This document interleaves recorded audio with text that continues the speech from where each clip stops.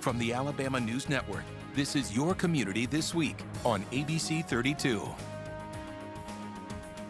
Hello everyone and welcome to Your Community This Week. I'm Mandy McQueen. Now today we'll be talking with Dr. Felicia Bell, the director of the Rosa Parks Museum. But first I'm joined by Dr. Sheena Harris, a member of the Black History Month Planning Committee and Associate Professor of History and Director of Student Engagement Initiatives at Tuskegee University, and Dr. Lisa Bratton, Assistant Professor of History at Tuskegee University. And thank you so much for joining me today, ladies. Thank you for having us. Yes, of course. And February, Black History Month, and you all have a lot going on. And we're going to talk about all those programs. But with Tuskegee University being a historically Black university, how important is it to have these programs for your students?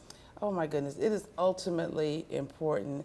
But at Tuskegee, we believe that Black History Month is every month, but we pay special attention to it in the month of February it was started by Carter G. Woodson, as you may know, as Negro History Week. But it's just ultimately important for students to have that chance to focus on our history more than we do the other 11 months of the year. Right, and what let's break down what are the special programs that you will be having during February. Oh. a lot of good stuff. There's so now. many. Yeah. We're doing voter registration at every one of our events. We're having voter registration because that's so ultimately important. We're also having a one-on-one talk with our interim president, acting president, Dr. Ruby Perry. What are some of the other events? I'll let you chime in too. As Dr. Bratton has mentioned already, there are a number of events that are happening throughout the month. Coming up more recently is going to be Ben Vereen from The Roots is going to be there. We also have Mr. Carl McNair who's coming in, who's doing a lecture on from slave ships to spaceships. We also have next week our 4th annual History Research Symposium that is every February, and it's over 2 days, but it's a lineup of different panels, different movie sessions, different ways of just engaging our students, but also the larger community as well. And so, so it's something happening every day almost on campus in ways that engages everyone in what is it to be Black in America at this particular juncture. Right, and I know you said that voter registration will be at every event. How important is that to encourage the students, to register to vote and go out and voice their opinion? Oh, that's so important. As you know, young people in general, not just this generation, tend to be a little apathetic and maybe really don't understand the relevance of voting. It's important on the national level. It's also important on the local level. I encourage my students to vote. I give them extra points for having a voter registration card. Oh, nice. That's how important it is to me. And we just want them to be more engaged in their government and know that your vote really does count. And so many people died, got run down by water hoses, bitten by dogs, so that they can have this right. And it really is a right that you have to exercise, if for no other reason than what people gave up so that you could have that right. Right. And how do you all, like you said, a lot of great things going on in February. How do you all pick the speakers and guests for the programs?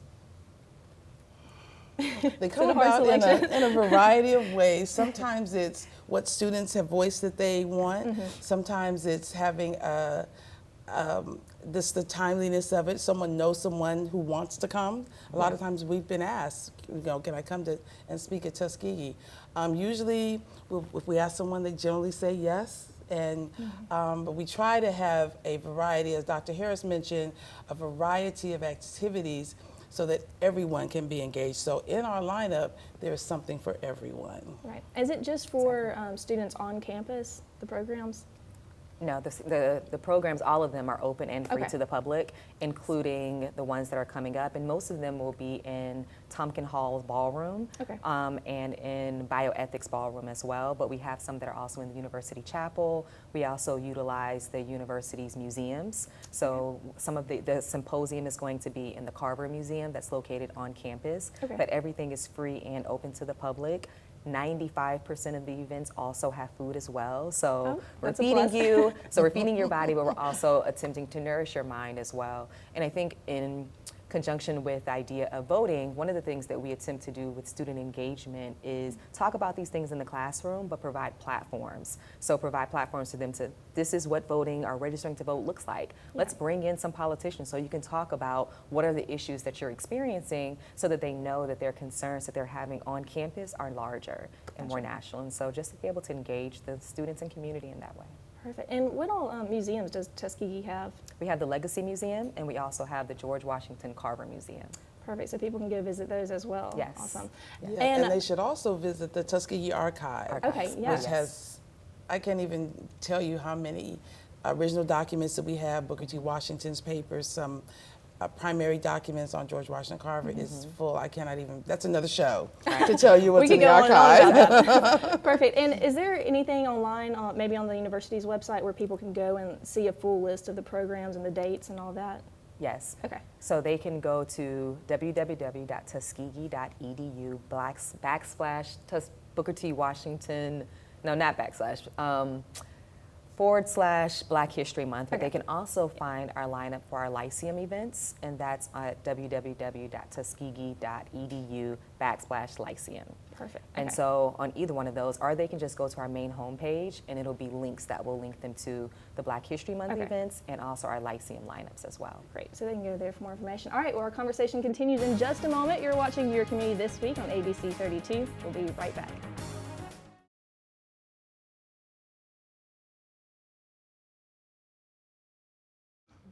Welcome back. With us on Your Community This Week is Dr. Harris and Dr. Lisa Bratton to discuss February's Black History programs at Tuskegee University. And we were just talking before the break, a lot of great things going on. You can also go to their website to look at all of the full list and also the dates and probably find out some more information as well. But let's talk about this year's theme as well. You all have a theme, and it's called Embracing Our Heritage and Continuing the Struggle as well. So talk to me a little bit about why that theme and why it was picked and what exactly it means too. Okay, so it's trying to embrace the entirety of African American history. So we want to look back at our history and understand the relevance and all the glories of African history and African American history, but we also want to look to the future. So it's kind of like the Sankofa bird. You look back at look in the past and embrace the future. So we tried to make the theme broad enough to encompass all that we want to do historically and looking toward the future as well.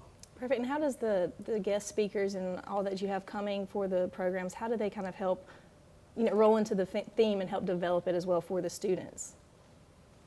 A number of ways. We can go on and on with this, but you have some of the speakers that are coming in that will probably attract more of the older folk within the community, and then you have some younger activists that are coming in. For example, on the 25th of February, we have Patrice Cullors, who is also a part of our common reading experience that we have at Tuskegee University.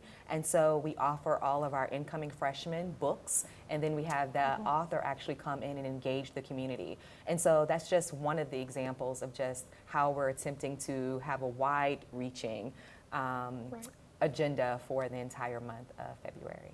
Right, and we were talking earlier too, you have someone speaking about it's kind of showing all the historic figures going throughout history, from back in the past all the way to, going to space and everything. So talk to me a little bit about that and who's speaking on that as well. So that's on February 18th, and that is what we call Walking the Footsteps of History.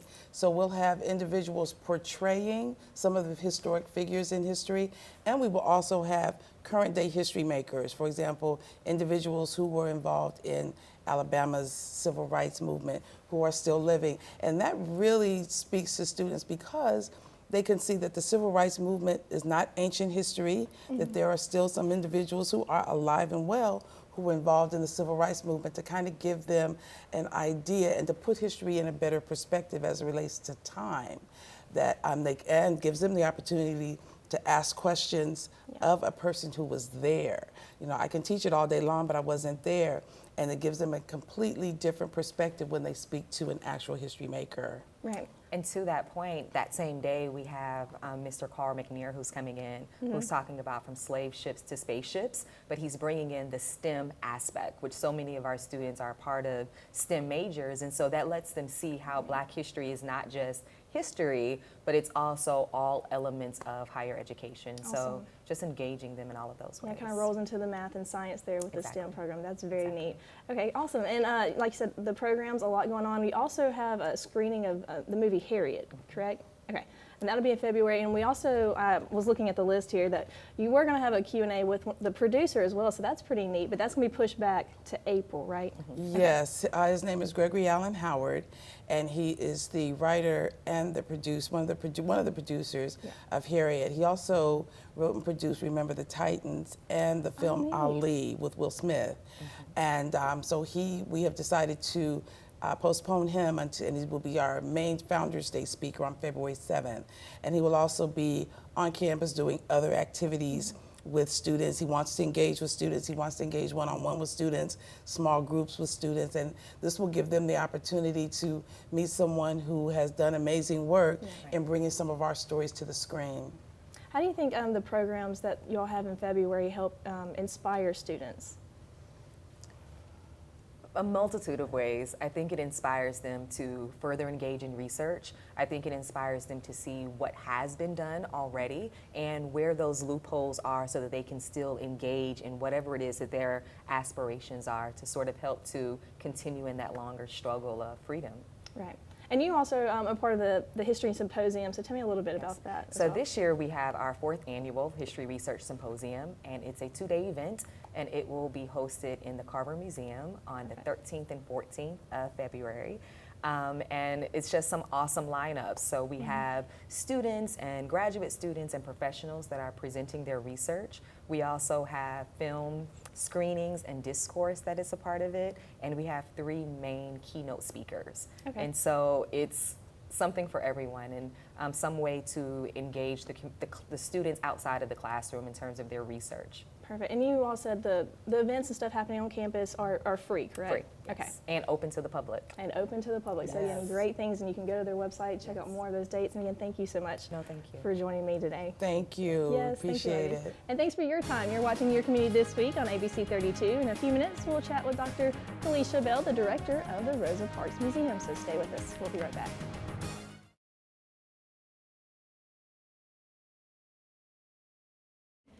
Welcome back. Today we're talking with Dr. Felicia Bell, the director of the Rosa Parks Museum on this Sunday. So thank you so much for joining me. Thank you for having me. Yes, of course, and we've been talking about a lot going on for February, Black History Month, but it's also Rosa Parks' birthday as well. So tell me a little bit about her birthday celebration. Yes, so we celebrated her birthday on February 4th, and as we do every year, we had a lot of fun activities at the museum. So we had live music and arts and crafts for children.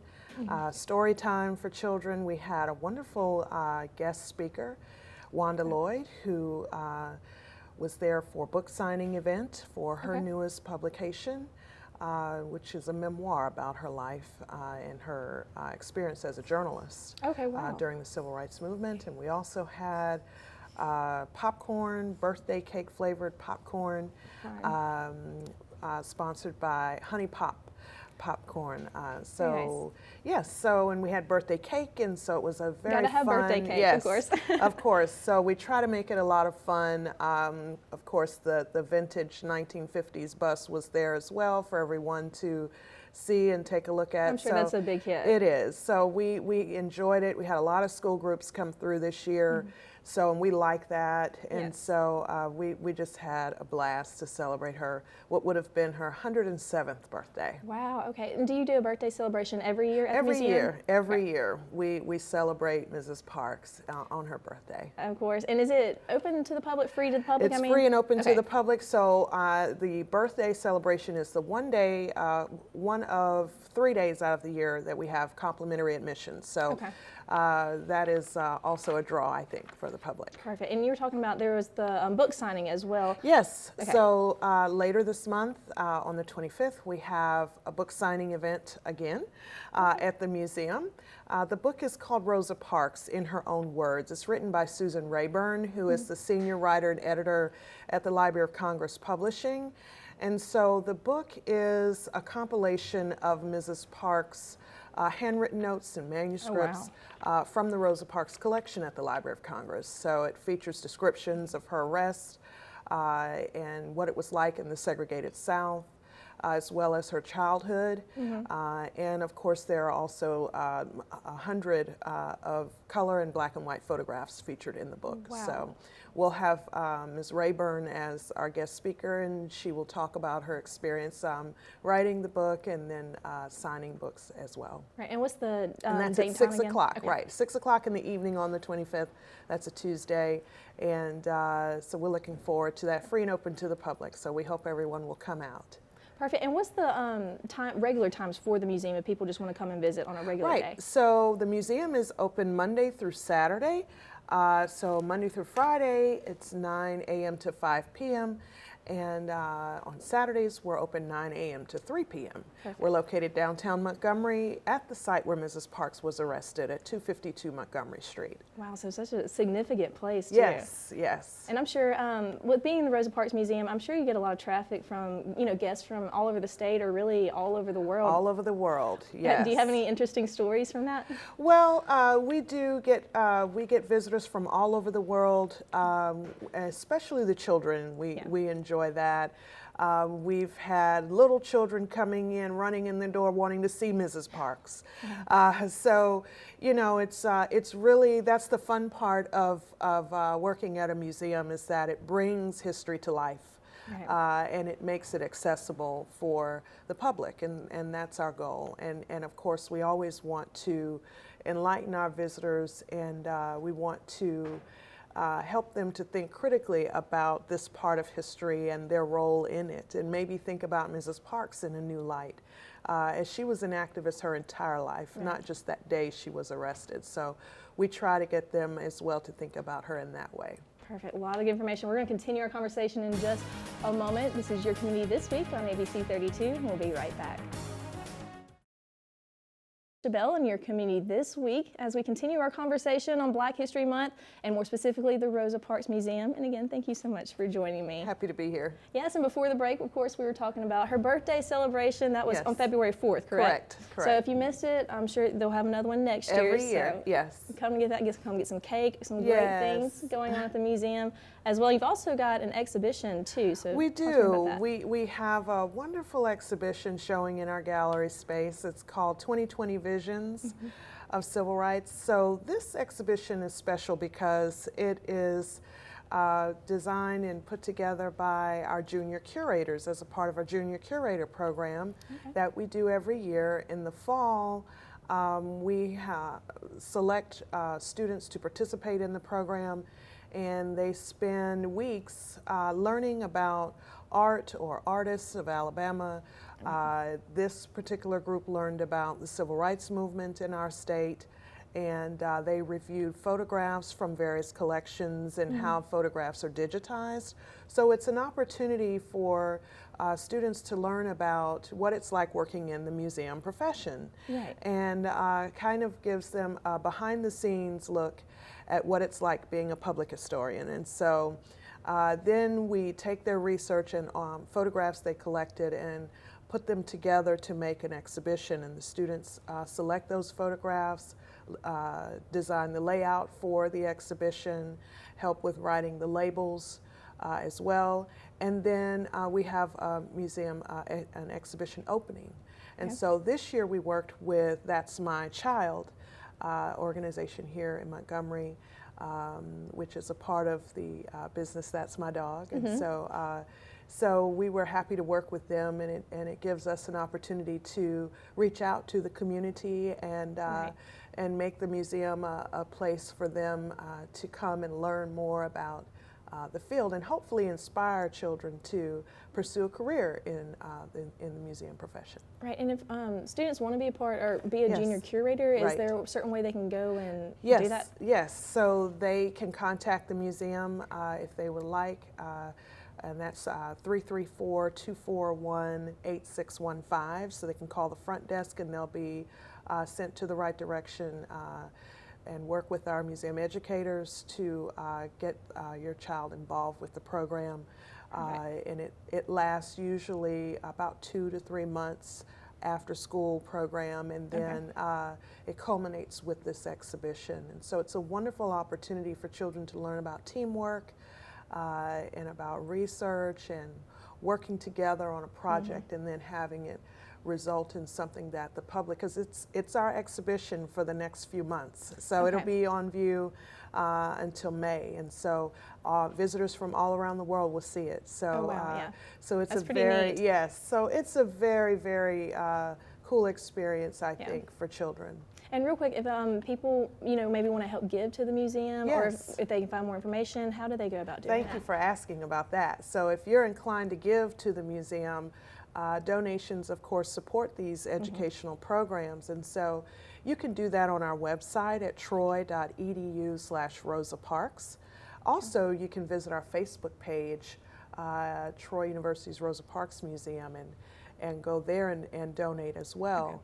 So thank you for asking about that. And also, if you want to learn more about what we're doing at the museum, you can visit the website, and we have a social media presence on Instagram, Twitter, and Facebook. So all the social media, you can look them up. Thank you again for joining me today. And if you have a guest or topic suggestion, then grab a pencil. We'll tell you how to send us the information next on Your Community This Week.